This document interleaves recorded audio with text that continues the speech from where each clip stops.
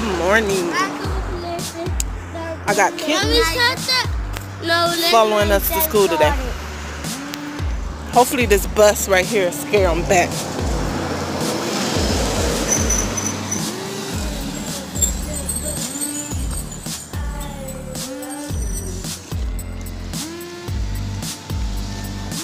Nope, it's not working. So whenever I walk, I feel good. I feel like just chatting away and talking more. At the same time, I feel like I need to get y'all another video out here.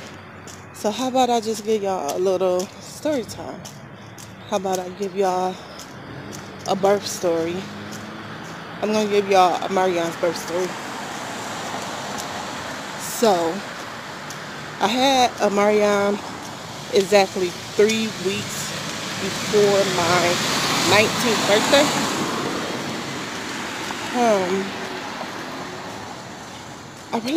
I had, all my pregnancies were normal pregnancies. It's always my delivery that's not normal. I have 4 kids. I don't know what it's like to labor. I never pushed none of my kids out. All my kids were conceived the normal way. But none of them want to get out. I do believe a lot of that stuff is hereditary. My mom said she was due to have me August 2nd. She had me September 2nd. I remember she was supposed to have my sister December 19th, I think. And she had her the 26th. So it's just a history of the baby's not wanting to get out. So I went 2-3 days past due with Armareion. He was due August 9th. I had him August 12th. I was supposed to go to the doctor that day, but I was so big. I used to have my belly button pierced, and that was the first thing that started stretching when I got my stretch marks, is where my belly button used to be pierced at. So my stomach felt raw. I was biggest, I don't know what with him.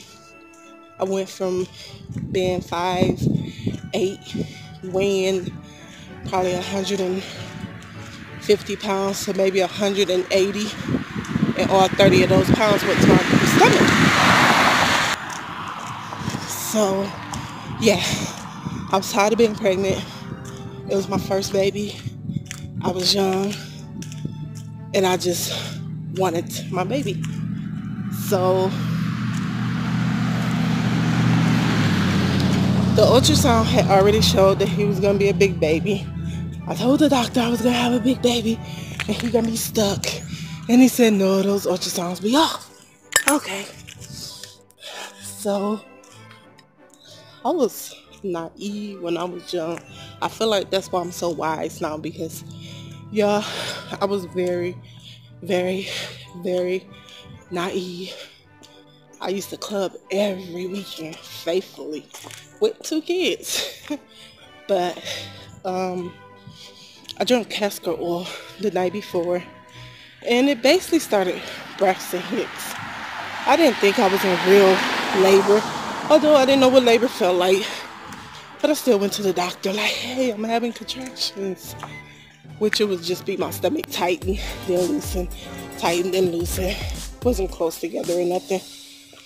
So I went, and because I was overdue, the doctor decided to keep me. He had them to start Pitocin, which is spread up the contractions. And the lady was like, you want Stadol? Which I really wasn't hurting. So I said, yeah. I took that medicine, and then I went to sleep off the medicine. I didn't walk around like I was supposed to. I just went to sleep. I was feeling good. I normally don't take pain meds, so you could say I was high. So I went to sleep. I remember groaning in my sleep. It kind of felt like cramps. And the doctor was like, you want an epidural? I just nodded my head, yeah. I just wanted to stop so I can go back to sleep. It didn't even feel like I was in labor. I remember my mom saying that This is too easy. This is not how we labor back in the old days. And I just went back to sleep. This is stuff I'm hearing while I'm sleeping. So they gave me the epidural. I remember sitting up for that. I remember the needle going in my back. And everything went numb after that. Laid back down, went back to sleep. I remember the doctors woke me up saying that they was going to do a C-section because the baby heart rate is decelerating and my labor is not progressing. So I remember my mom arguing about the C-section, but arguing with the doctors about the C-section. But I didn't care because I was scared of pushing the baby out. So, and I wanted it done and over with. So I went back to sleep basically. And then I remember being in the operating room, being cold. And I remember they asked me, can you feel this? I said no. And the next thing you know, it felt like an elephant sat on my chest. Like it was hard to breathe. But it only lasted about 3 seconds maybe. And then it was like a tug kind of feeling. I can't explain it. It wasn't pain, but I remember my body rocking, and that's the part where they like squeezing the head out. And then it was the pressure again, like an elephant sitting on your chest. And when I felt the pressure, they was actually pushing down on the top of my stomach, and it forces the baby out the little cut they made. And then you feel the shake again because they tugging up the rest of the baby out. And then they showed me the baby. Oh yay, the kittens came back home. Which they always do. But the tugging. Hold on, y'all. I'm back home. I had to grab something out the car and the kitten hopped in the car. It likes to go with me. But the tugging, the baby out. They showed me the baby. And I just remember falling back to sleep. And I guess that's when they clean your insides out, get the placenta and close you up. And then you wake up and you got your baby.